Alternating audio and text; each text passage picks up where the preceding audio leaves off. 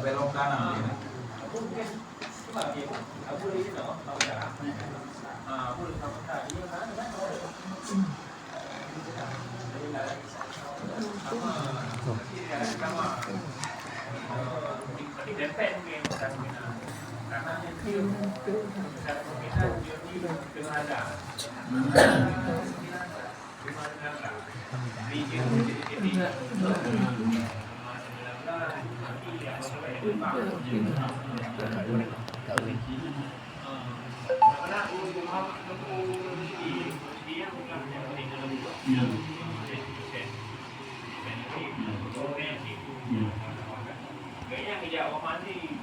Tidak ada itu semua kecuali jika Allah sudah berkehendak, maka itu akan terjadi. Tidak ada plan B nya sama sekali. Jadi dari kejadian-kejadian ini semua mungkin kita ambil ibrah juga.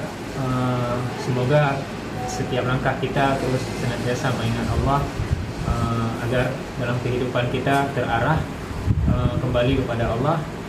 Baik kita sebelum kembali kepada Allah, kita sudah lebih dahulu menyerahkan diri kepada Allah, agar kita tidak bergantungkan diri kepada apa-apa yang memang tidak layak kita bergantungkan diri kepadanya. Dan di sisi lain kami ingin menyampaikan juga rasa terima kasih kepada saudara kamu yang sudah bersusah payah, mungkin malam-malam lupi, mungkin di tengah jalan, dan mungkin tidak mudah, mata-mata mungkin tak tengok atau tak istirahat dengan keluarga di rumah.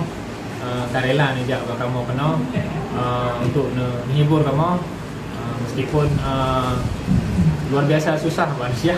Jadi kamu pergi Hanam Tuan Iwan menyampaikan rasa terima kasih dari kamunya. Mungkin tidak seberapa, mungkin lagi maaf jika ada kekurangan-kekurangan, baik apapun itu berupa sifatnya materi ataupun hal-hal yang lainnya yang tidak mungkin tidak terpenuhi kepada saudara-saudara kamu yang lebih besar memberikan rasa urun-urun kepada kamu bisa membalaskan. Tapi setidaknya kamu sudah meminta kepada Allah Subhanahu Wa Taala akan berbalas dengan sebaik-baik balasan yang kamu pilih. Dan mungkin semua manusia tidak akan mampu membalas, dan mengharap kamu kepada Allah Subhanahu Wa Taala, ya Allah, balaslah, kumpulkanlah kamu membantunya yang mungkin yang saatnya tinggal bersamanya bisa berkumpul kembali di surga Allah. Dan sembunyi tempat udip dunianya memang sangat kadang-kadang senang, kadang-kadang hanya senang, tapi ketika kita akan kembali kepada Allah, mudah-mudahan benali rasa sedih, rasa hana banget, rasa